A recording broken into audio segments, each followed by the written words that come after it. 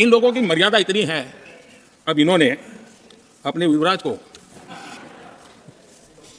को एक स्टार्टअप बना करके दिया है। अब वो नॉन स्टार्टर है।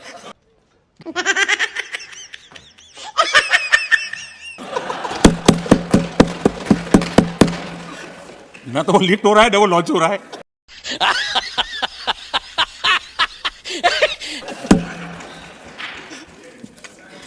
आदरणीय सभापति जी, आप पिछली बार भी इतनी शांति से रहे हो तो कितना बजाया था।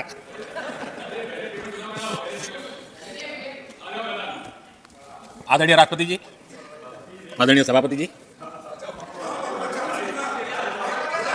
बधाई हो, बधाई हो, बधाई हो, सबको बधाई हो।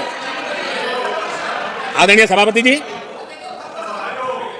मेरा सौभाग्य रहा कि मुझे लंबे समय तक एक राज्य के मुख्यमंत्री के नाते देश की और जनता की सेवा करने का अवसर मिला, और इसलिए मैं रीजनल एस्पिरेशंस को बहुत भली भांति समझता हूं, क्योंकि मैं उस प्रोसेस से निकला हूं। जैसे हमारे यहाँ दिग्विजय जी, उनको भली भांति सहज समझ आता है भी एक राज्य के लिए क्या होता है। हम लोग उसी दुनिया से निकल करके आए थे, तो हमें अनुभव है, पता है। शरद राव जी को है, तो ऐसे कुछ लोग हैं यहाँ जिनको ये सारी चीज़ों का पता है। देवगढ़ा साहब है, तो इन लोगों को इन सारी चीज़ों का पता है, तो हम इसका महात्मा समझते हैं। हमें कोई किताबों में नहीं पढ़ना पड़ता है, हम अनुभव कर करके आए हैं। और ये भी सच्चाई है साहब, 10 साल यूपीए की पूरी शक्ति गुजरात को क्या कुछ न करने में लगी हुई थी, आप कल्पना नहीं कर सकते। लेकिन मैं आंसू नहीं बहाता, मैं रोने की मेरी आदत नहीं थी। लेकिन तब भी उतने संकटों के बावजूद भी, उतने जुल्म के बाद भी, हर प्रकार की मुसीबतों को झेलते हुए भी, मेरी तो मुसीबत ऐसी थी कि किसी मिनिस्टर से मुझे अपॉइंटमेंट नहीं मिलती थी। वो कहते थे, भाई आप जानते हो मेरी तो दोस्ती है, मैं फ़ोन पे बात कर लूँगा, लेकिन कहीं फोटो निकल गए, ये डर रहता था। यहाँ मंत्रियों का डर ऐसा था। अब खैर उनकी मुसीबतें मैं समझ सकता हूँ। मेरे यहाँ एक बार बहुत प्राकृतिक आपदा आई, मैंने उस समय प्रधानमंत्री जी को बड़ा रिक्वेस्ट किया कि आप आइए, एक बार जरा देख लीजिए। उनका कार्यक्रम बना, फिर साहब एक एडवाइजरी कमेटी बनी थी ना, शायद वहाँ से हुक्म आया, तो कोई हेलीकॉप्टर से हवाई निरीक्षण करे वो तो मैं समझ सकता हूँ। साहब वो कार्यक्रम बदल करके साउथ में किस राज्य में गए तो मुझे याद नहीं रहा आज, और बोले हम हवाई जहाज से ऊपर से देख लेंगे, हम गुजरात में नहीं आएंगे। मैं सूरत पहुंचा हुआ था, वो आने वाले थे, मैं जानता हूँ आखिर में क्या हुआ होगा। तो आप कल्पना कर सकते हैं साहब, प्राकृतिक आपदा में भी मैंने ऐसी मुसीबतों को झेला है। लेकिन उसके बावजूद भी उस समय भी मेरा मंत्र था, आज भी मेरा मंत्र है कि देश के विकास के लिए राज्य का विकास, भारत के विकास के लिए गुजरात का विकास, और हम सबको इसी रास्ते पर चलना चाहिए। हम राज्यों का विकास से ही राष्ट्र का विकास कर पाएंगे, इसमें कोई विवाद नहीं हो सकता है, कोई विवाद नहीं हो सकता है।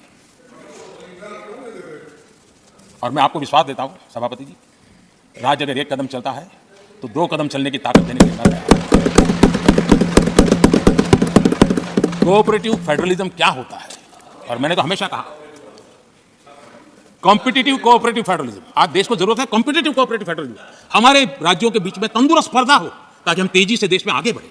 एक सकारात्मक सोच के साथ हमको चलने की जरूरत है। और मैं ये राज्य में था तब भी इसी विचारों को लेकर के काम करता था, इसलिए चुपचाप सहता भी था। आदरणीय सभापति जी, कोविड एक उदाहरण है, इतना बड़ा संकट आया दुनिया का।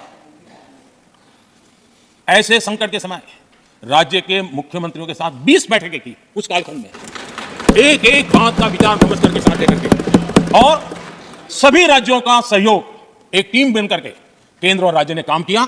दुनिया जिस मुसीबत को झेल नहीं पाई, हम सब ने मिलकर के, किसी एक को क्रेडिट मैं कभी नहीं दूंगा, सब ने मिलकर के इस देश को बचाने के लिए जो हो सकता है, राज्यों को भी उसकी क्रेडिट लेने का पूरा अधिकार है। इस सोच में हमने काम किया। आदरणीय सभापति जी, G20 का आयोजन है, हम दिल्ली में कर सकते थे। हम दिल्ली में इन बड़े बड़े नेताओं के बीच रह करके सब कुछ क्या नहीं कर, पहले हुआ ही है। हमने ऐसा नहीं किया। हमने G20 का पूरा यश राज्यों को, दिल्ली में एक मीटिंग की, राज्य में 200, एक राज्य को एक्सपोजर मिले दुनिया में। ये गलती से नहीं हुआ, योजना के तरीके से हुआ है।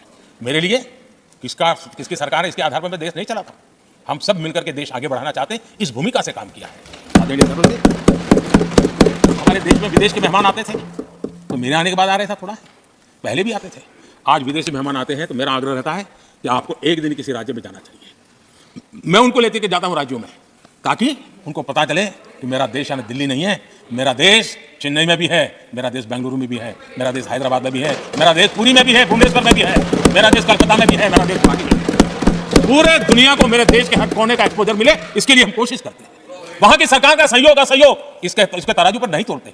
एक ईमानदारी से इस देश के भविष्य के लिए पूरे विश्व मेरे भारत को जाने, इसके लिए हम इस प्रयास करते हैं। और मैं अभी भी 26 जनवरी को इतना बड़ा काम रहता है, सबको मालूम है। उसके बाद भी मैं 25 तारीख को फ्रांस के राष्ट्रपति को राजस्थान की गलियों में घुमा रहा था। दुनिया को पता चले कि मेरा राजस्थान ऐसा